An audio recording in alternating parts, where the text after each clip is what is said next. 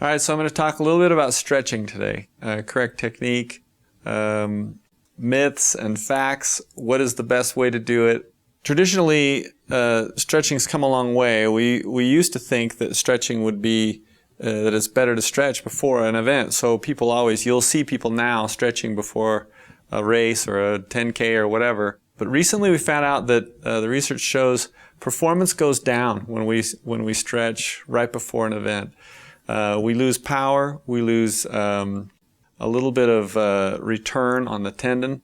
So it's better not to do a static stretch right before an event. And I would say it's better not to stretch before working out even. I think doing that, well, we have the same results. We have less power, we have less return from our tendons. It's better to do a dynamic stretch. So dynamic stretch is essentially a warm-up. So if you're going to go run, it's good to do a light jog before you work out. Dynamic stretching includes, there's a lot that you can do for that. You can do kind of repetitions in the same kind of motion that you're going to do in that activity. So a dynamic stretch is good to do before an event, whether it's a race or whether it's just a workout. Another thing to remember with stretch is you want to strive for symmetry. You want to be symmetrical. If you have one leg that stretches way back and the other one doesn't, you're going to develop a muscle imbalance. So it's a good idea to kind of keep your body in symmetry for different body parts. The next principle to remember is not to bounce. In the history of stretching, there was this time when we used to try to bounce to get more range of motion. That bouncing motion can actually can cause injury.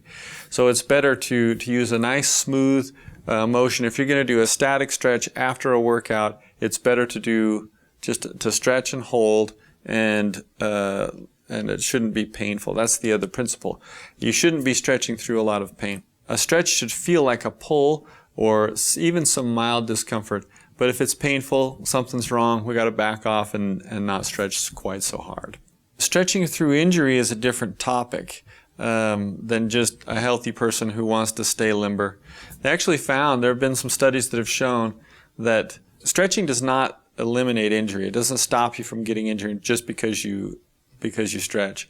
In fact, the people who get injured the most are either those who are the most limber or the tightest. Those end ranges of range of motion, those end ranges of flexibility, those are the people who get injured the most. The people who are kind of middle of the road, they don't get injured as much. But stretching for injury is a different thing. It's important to probably get some professional advice if you are injured and you want to find out, how do I stretch this shoulder out, or what do I do for this tight hamstring or whatever that's really injured. It's best to get some professional advice to kind of find out what's the best approach and how often and how much and how aggressive should you be. We can help you at Intermountain Physical Therapy with that.